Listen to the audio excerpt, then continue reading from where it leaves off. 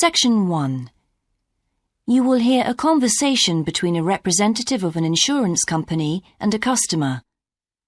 First, you have some time to look at questions 1 to 3.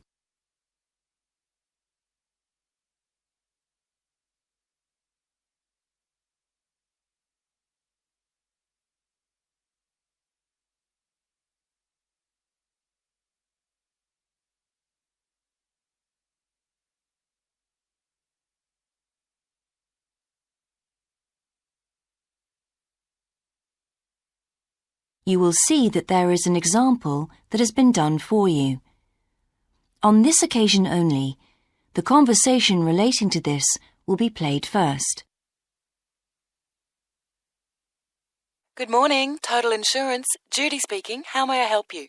I recently shipped my belongings from overseas back here to Australia, and I took out insurance with your company. Some items were damaged during the move, so I need to make a claim. What do I have to do? Okay, well, first I need to get a few details about this. Can you give me your name, please? Yes, it's Michael Alexander.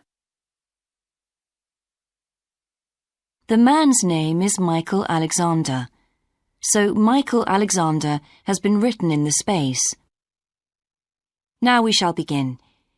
You should answer the questions as you listen, because you will not hear the recording a second time. Listen carefully and answer questions 1 to 3. Good morning, Total Insurance. Judy speaking. How may I help you? I recently shipped my belongings from overseas back here to Australia, and I took out insurance with your company. Some items were damaged during the move, so I need to make a claim. What do I have to do? Okay, well, first I need to get a few details about this. Can you give me your name, please? Yes, it's Michael Alexander. Okay, and your address, please? My old address or my current one? Your current one. It's 24 Manly Street, Milperra, near Sydney. What was the suburb, sorry? Milperra, Milperra. Right. Now, who was the shipping agent, Mr. Alexander? You mean the company we used? Yes, the company who packed everything up at the point of origin. Oh, it was, First Class Movers. Okay. Where were the goods shipped from? China, but the ship came via Singapore and was there for about a week. Don't worry, all of that information will be in the documentation. Now, the dates. Do you know when the ship arrived? It left on the 11th of October and got to Sydney on the 28th of November. Okay. I need one more thing. There's a reference number. It should be in the top right-hand corner of the pink form they gave you. Let me have a look. I have so many papers. Yes, here it is. It's 601ACK. Thanks. Before you hear the rest of the conversation, you have some time to look at questions 4 to 10.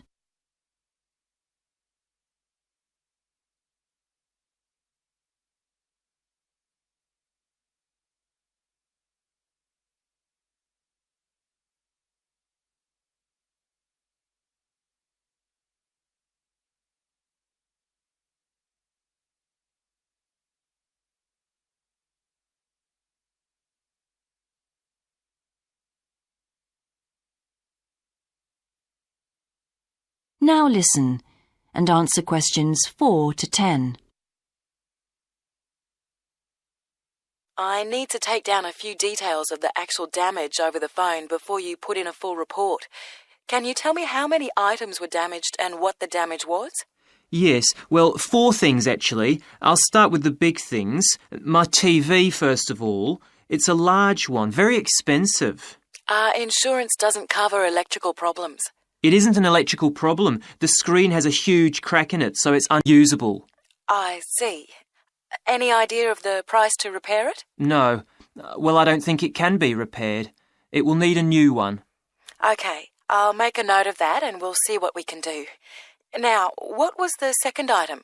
The cabinet from the bathroom was damaged as well. It's a lovely cabinet. We use it to keep our towels in.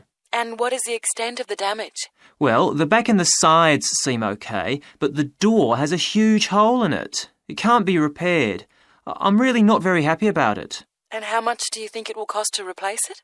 Well, when I bought it last year, I paid $125 for it. But the one I've seen here in Sydney is a bit more expensive. It's $140. Right. And what was the third item? My dining room table. It's a lovely table from Indonesia. It must have been very hot inside the container because one leg has completely split down the middle. The top and the other three look okay, thank goodness. Any idea of the price to repair it? Well, I had an estimate done on this actually because it is a very special table to us. They quoted us $200, which is really pricey, so I hope the insurance will cover the total cost. I'm sure that will be fine. What was the last item, Mr. Alexander? Well, we have a lovely set of china plates and dishes, with matching cups, saucers, the lot. They were all in the one box, which must have got dropped because some plates were broken. 6, actually. And can you tell me the replacement value of these? Well, it's hard to say because they were part of a set, but they can be up to $10 each as it's such a good set. OK, so that would be around $60 altogether. Yes, that's right. And is that all of the items? Yes. So, what do I have to do now? That is the end of section 1. You now have half a minute to check your answers.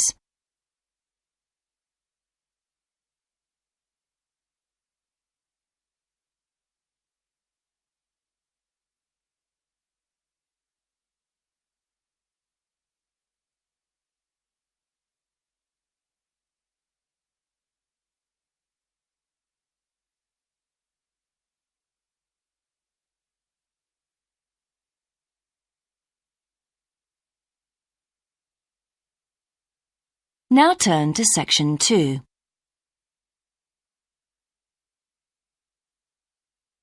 Section 2. You will hear an introductory talk about a new agricultural park. First, you have some time to look at questions 11 to 14.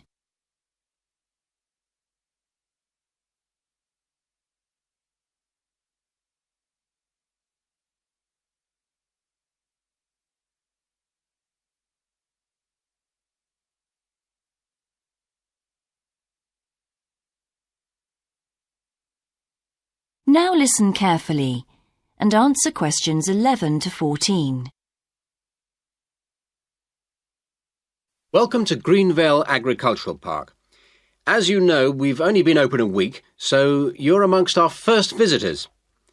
We have lots of fascinating indoor and outdoor exhibits on our huge complex, spreading hundreds of hectares.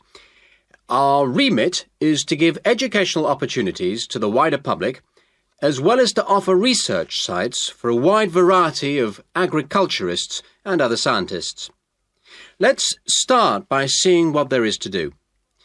As you can see here on our giant wall plan, we are now situated in the reception block here. As you walk out of the main door into the park, there's a path you can follow. If you follow this route, you'll immediately come into the rare breeds section, where we keep a wide variety of animals, which I shall be telling you a little more about later. Next to this, moving east, is the large grazing area for the rare breeds. Then further east, in the largest section of our park, is the forest area. South of the grazing area, and in fact just next to the reception block, is our experimental crop area. In the middle of the park, this circular area, is our lake. These two small rectangular shapes here are the fish farms where we rear fish for sale. To the east of those is the marsh area, which attracts a great many migrant birds. In the southeastern corner, beyond the marsh, is our market garden area, growing vegetables and flowers. Before you hear the rest of the talk, you have some time to look at questions 15 to 20.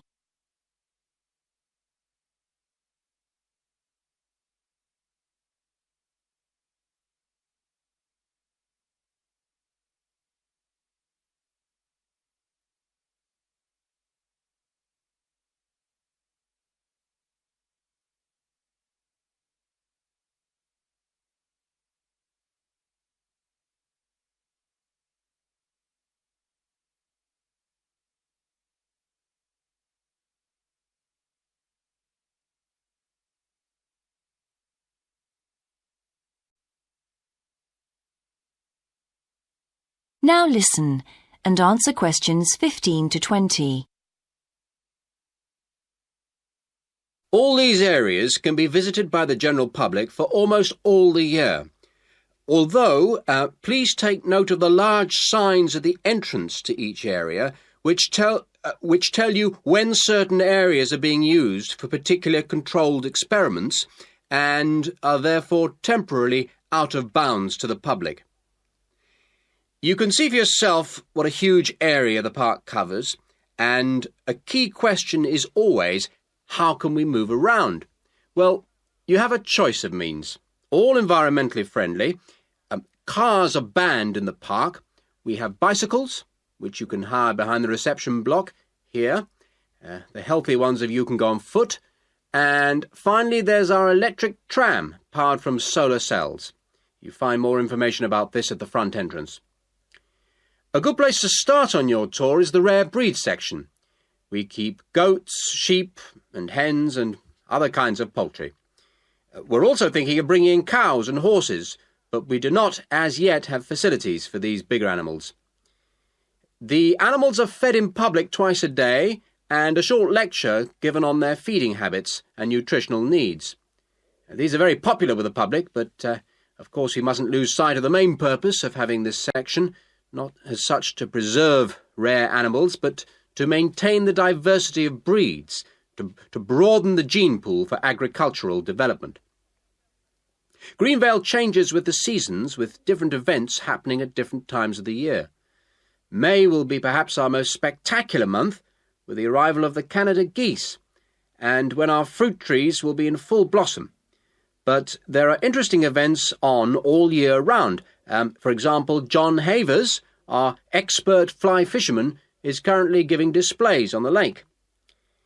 Each of the sections has its own seasonal calendar, and please consult the summary board at the main entrance. And the final section, as we return to the reception blocks, is the orchard. Do take time to browse round our shop. There's a wide selection of books on wildlife, some of them written by local authors, and the history of farming, including organic farming, something which the park will be diversifying into in the coming months. That is the end of section 2. You now have half a minute to check your answers.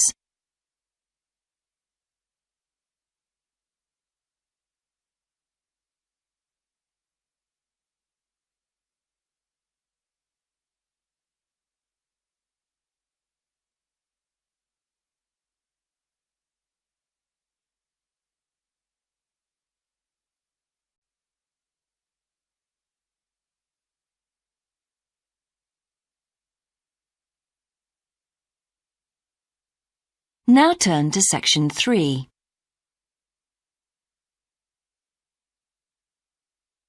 Section 3. You will hear part of a seminar in which a researcher called Grant Freeman discusses his work on Australian honeybees with a group of students. First, you have some time to look at questions 21 to 24.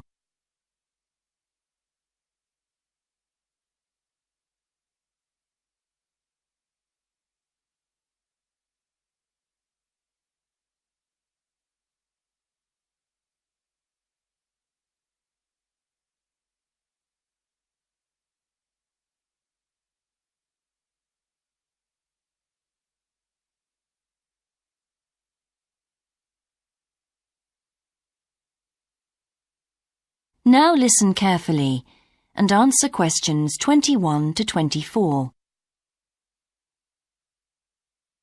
Good morning, everyone. In today's seminar, Grant Freeman, a biologist who specialises in identifying insects and who works for the Australian Quarantine Service, has come to talk to us about his current research work. Right, well, over to you, Grant. Good morning, everyone. I'm sure that you know that the Quarantine Service regulates all food brought into Australia. Well, obviously they want to protect Australia from diseases that might come in with imported goods, but they also want to prevent insect pests from being introduced into the country, and that's where I have a part to play. Anyway, my current research involves trying to find a particular type of bee, the Asian honeybee. and finding out whether there are any of them around in various states of Australia. We discovered a few of them in Queensland once and eradicated them. Now we're pretty keen to make sure that there aren't any more getting in, particularly to New South Wales and other states. What's wrong with Asian honeybees? Are they so different from Australian bees? Well, in fact, they look almost the same, but they are infested with mites, microscopic creatures which live on them, and which can seriously damage our own homegrown bees, or could even wipe them out. Well, what would happen if Australian bees died out? Well, the honey from Australian bees is of excellent quality, much better than the stuff the Asian bees produce. In fact, Australia exports native queen bees to a large number of countries because of this. When the European honeybee was first discovered out in the bush, we found they made really unpleasant honey, and they were also too big to pollinate many of our native flowers here in Australia. That must have had a devastating effect on the natural flora. Did you lose any species? No, we managed to get them under control before that happened. But if Asian bees got in, there could be other consequences. We could lose a lot of money because you might not be aware, but it's estimated that native bees' pollination of flower and vegetable crops is worth $1.2 billion a year. So in a way, they're the farmer's friend. Oh, and another thing is, if you're stung by an Asian honeybee, it can produce an allergic reaction in some people, so they're much more dangerous than native bees. Before you hear the rest of the seminar, you have some time to look at questions 25 to 30.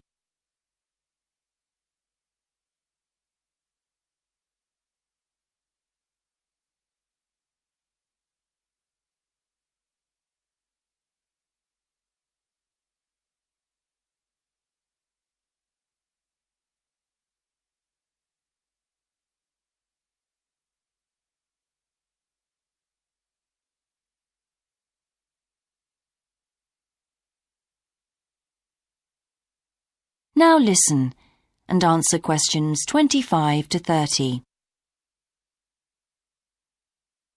How will you know if Asian bees have entered Australia? We're looking at the diet of the bird called the rainbow bee-eater. The bee-eater doesn't care what it eats as long as they're insects. But the interesting thing about this bird is that we are able to analyse exactly what it eats, and that's really helpful if we're looking for introduced insects. How come? Because insects have their skeletons outside their bodies, so the bee-eaters digest the meat from the inside. Then they bring up all the indigestible bits of skeleton, and of course the wings, in a pellet, a small ball of waste material which they cough up. That sounds a bit unpleasant. So how do you go about it? In the field, we track down the bee-eaters and find their favourite feeding spots, the places where the birds usually feed. It's here that we can find the pellets. We collect them up and take them back to the laboratory to examine the contents. How do you do that? The pellets are really hard, especially if they've been out in the sun for a few days. So, first of all, we treat them by adding water to moisten them and make them softer. Then we pull them apart under the microscope. Everything's all scrunched up, but we're looking for wings, so we just pull them all out and straighten them. Then we identify them to see if we can find any Asian bee wings. And how many have you found? So far, our research shows that Asian bees have not entered Australia in any number. It's a good result and much more reliable than trying to find live ones as evidence of introduced insects. Well, that's fascinating. Thank you, Grant, for those insights. I hope that you might inspire some of our students here to conduct some similar experiments. That is the end of section 3. You now have half a minute to check your answers.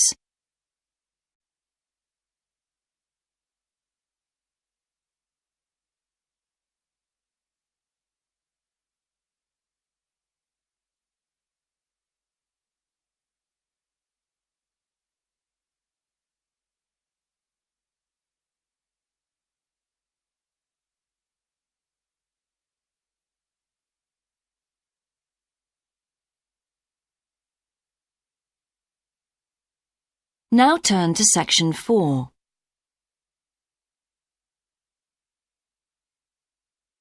Section 4. You will hear a student called Shona giving a presentation on her research report. First, you have some time to look at questions 31 to 40.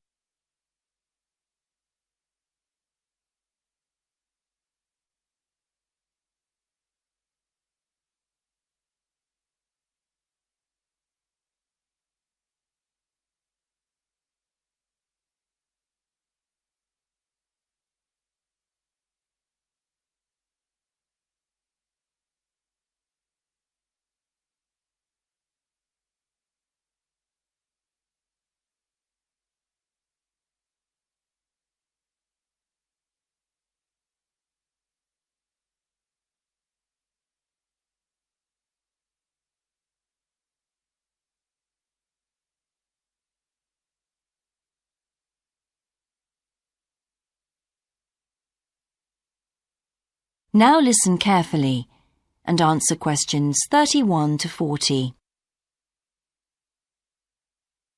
I've been doing some research into what people in Britain think of doctors, the ones who work in general practice, the first call for medical care, and comparing this with the situation in a couple of other countries. I want to talk about the rationale behind what I decided to do.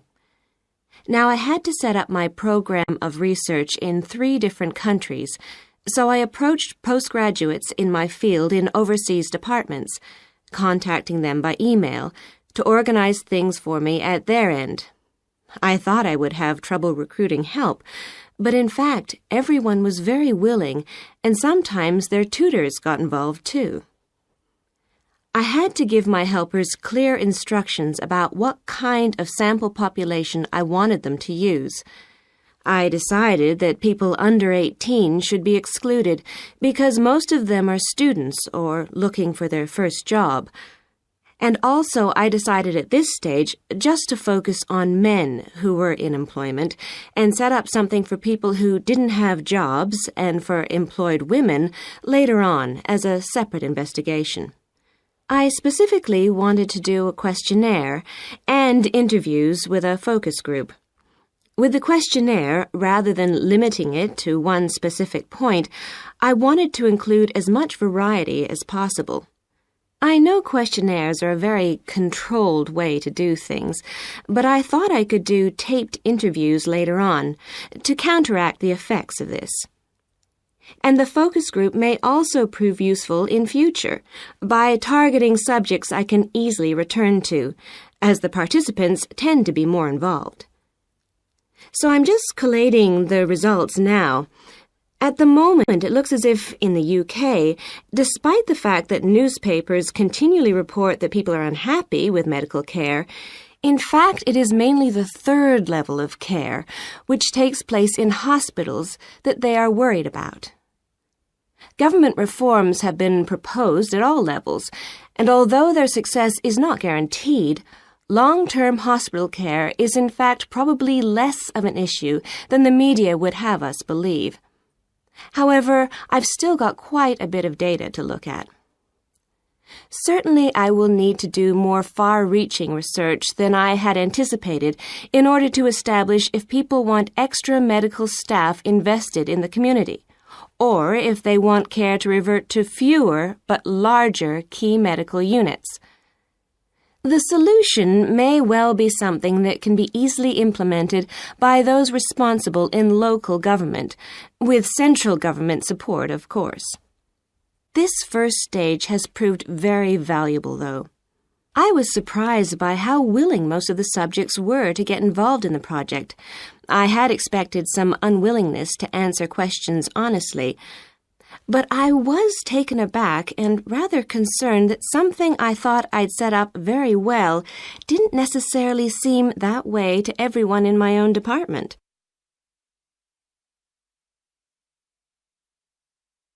I thought you might also be interested in some of the problems I encountered in collecting my data.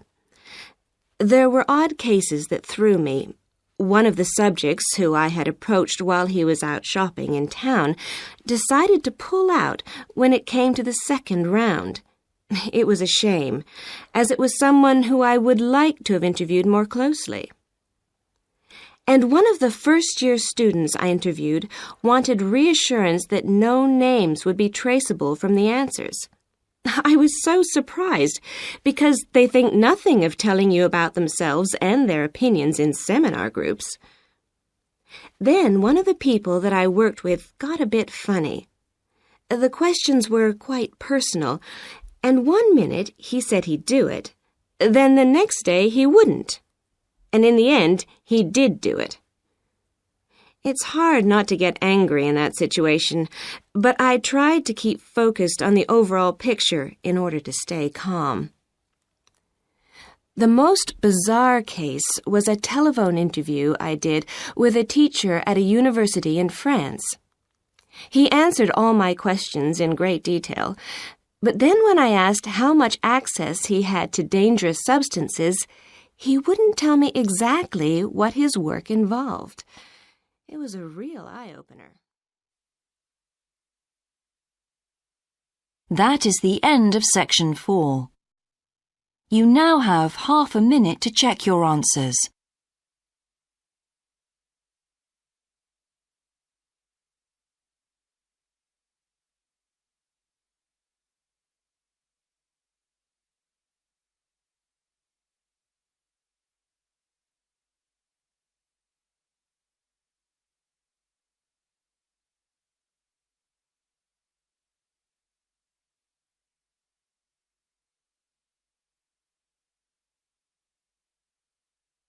That is the end of the listening test. In the Ielts test, you would now have 10 minutes to transfer your answers to the answer sheet.